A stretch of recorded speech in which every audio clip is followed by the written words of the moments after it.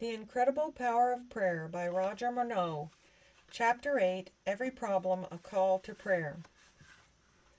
As Division Sales Manager of the Northeast Division, covering a geographical area of 8 states, I spend most of my time visiting telephone directory canvases in progress.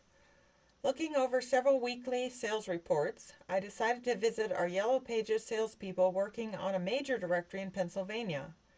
One man's sales results in particular had caught my attention. Previously a top achiever, he was now experiencing a substantial loss of revenue. I concluded that Charles had a problem that interfered with his work.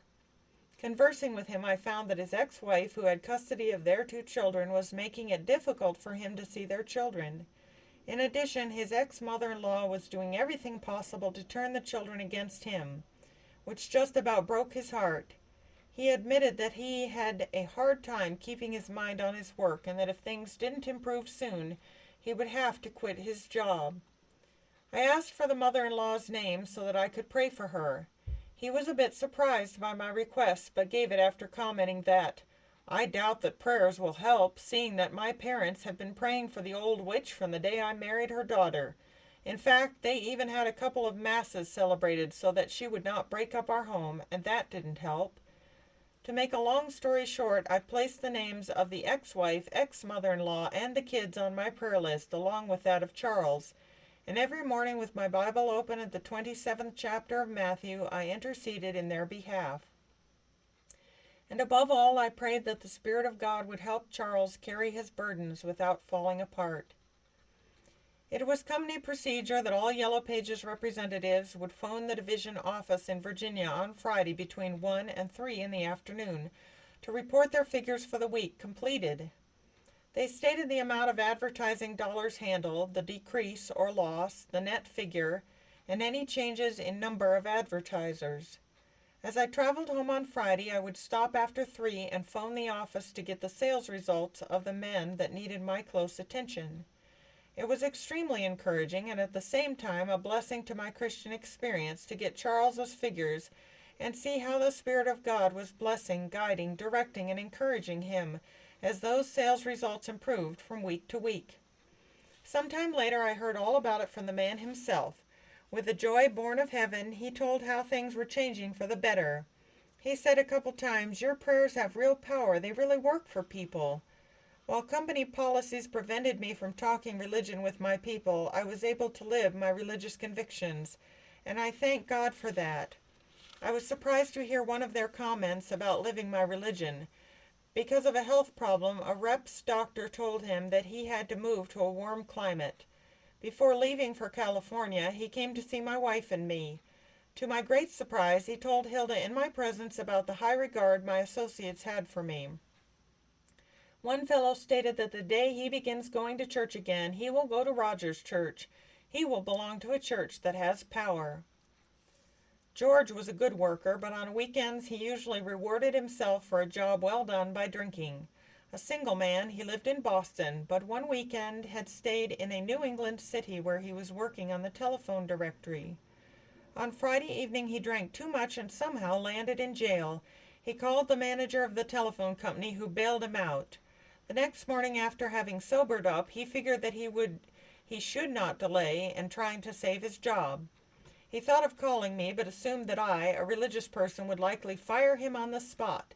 Instead, he called the division office in Virginia with the hope that he might be able to talk to my boss, whom he presumed would be more compassionate, since the man was a social drinker.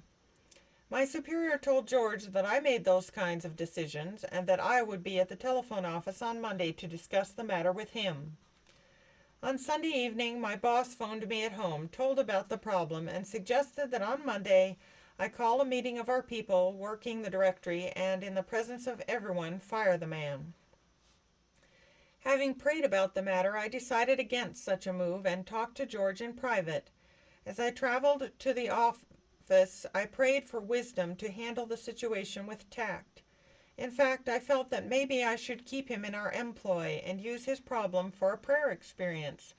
I believed that the Spirit of God would give the man victory over his drinking by my interceding for him. That is, if the Spirit of God would first cause him to plead with sincerity for his job. Then I thought, George is too proud a man to humble himself to the point of pleading for his job. He'll turn in the company materials and quit before he does that. However, I found the man highly distressed over his problem.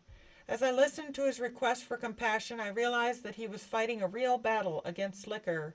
It was with tears in his eyes that he finally said, "Please, give me another chance, please." "George," I replied, "another chance I'm giving you. But seeing that I am sticking my neck out for you, I'm going to help you in giving up liquor by praying that God will bless your life and give you victory over your drinking." Thanking me, he said, "However, I don't think that prayers will help. My mother has been praying for 15 years over my problem. She's recited the rosary and paid to have masses celebrated so that I would get victory over the problem, but it has not helped." "Well, George, I believe in miracles, so let's see what will happen." That's exactly what did take place, a miracle brought about by God's Holy Spirit. A few months later, he told me how delighted he was that he'd given up drinking. He'd lost all sense of pleasure from his drinking.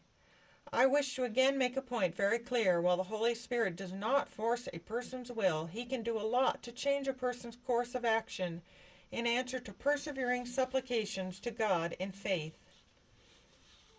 After attending a manager's meeting at the home office in Kansas City, I returned to the Northeast Division with a new objective in mind: to reduce the high turnover of Yellow Pages advertising salespeople in our division. At the airport, as we waited for my flight to take off, I conversed with two other division sales managers about the concept. They felt that for the vice president of sales to attempt such a thing was ridiculous. It would mean making all our people top producers, they said, and that couldn't be done. Many reps had problems at home that forced them to quit their work. Others, though well-intentioned and hard workers, just didn't have what it took to be successful. So there was only one thing to do, they argued: keep putting new people through training school, costly though that might be. There was no other way.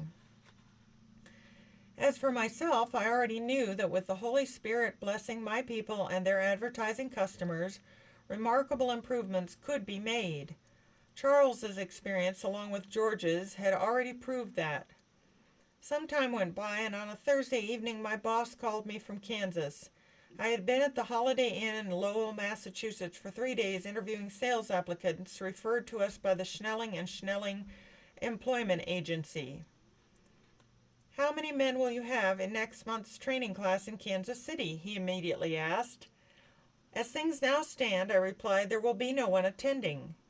After a long pause, he inquired, "Aren't you going to replace the 3 fellows who are trailing at the back of the sales force? The new fellows you and I talked about last week?" At the time of our conversation, I was leaning in that direction, but today I'm thinking differently. Boss, please excuse the analogy, but I have come to the conclusion that this business of letting people go after they have been with us for 5 months simply because they have not produced great results is a bit ridiculous. It's like acquiring thoroughbreds, casting them aside if they don't win a major race in the first year, and then turning around and buying some more. Believe me, sir, none of the people I have been talking to this week have impressed me as being better than the fellows we have now. If it's okay with you, I would like to keep the 3, spend some time with them in the field, and try to make our present investments pay off." "I'm delighted to hear you talk that way. You know that I'm progress-minded." If you recall, at our last managers' meeting, the vice president of sales stated that it costs our company about $5,000 to have a man in school for a month and in the field for 5 months. What I would like to do, if it meets with your approval, is to try saving some of that $5,000. What do you say? "I don't understand exactly how you're going to make top producers out of those 3, but I sure would like to see you try. I'm with you 100%, but I must tell you that if you proceed that way, you are going to step on the toes of the national sales manager, and you may make yourself an enemy. He has established a top-notch training school on the premise that a lot of high-caliber people going through its doors are needed to obtain a large percentage of top producers. I can't see why he would be unhappy with the vice president of sales encouraging us to try reducing the high turnover." "He shouldn't, but he will if you are successful, because you will have started a trend that will jeopardize the future of his school." "I appreciate your telling me about this," I said, "but I will not let it change my plans." Now we have another problem. He is expecting to have 35 men in the coming class. I have already notified him of our plans to have 3 recruits attending, but tomorrow morning I will tell him of your decision. Prepare yourself for a telephone call from Roy before the day is over. I had placed my plans before the Lord and felt impressed that I was going in the right direction and determined to let no one change my mind. But you can rest assured that I spent a lot of time praying for those fellows. The next 3 weeks I spent with them in the field, 1 week for each man. I went with them on all their business calls, and to pleasantly surprise them, during the first 2 days I handled all calls myself. I placed them into such a relaxed state of mind that they found the experience a real pleasure. We chatted about a great many things, enabling me to learn much about their homes, the members of their families, etc. The men felt that they had benefited highly from the experience, which served to encourage them and produced good sales results. I believe that the Spirit of God had led me in that direction so that I could have the privilege of bringing the rich blessings of God into their homes through my intercessory prayers. My prayer list grew longer and longer as I got to know my people better, and the time came when I didn't even turn the radio on in my car for the news, but spent all my traveling time, interceding in prayer for someone. I should add that of the 5 divisions of Continental Telephone, the Northeast Division became known as the division with the lowest turnover of Yellow Pages representatives in the entire nation. My boss often told the higher-ups that I was the man that had the power to put the brakes on and bring the turnover of our sales force in the Northeast Division to a solid stop. While he gave me the recognition, he knew that the power came from above. I made doubly sure that he understood that. At the time that I was made district sales manager, the Northeast Division was the least productive of all the divisions. But because of the blessing of God, in a few short years we reached the top. In 1977, my boss and I were awarded the Master's Circle Award for our divisions, coming in first place for that year, excelling in all phases of company operations.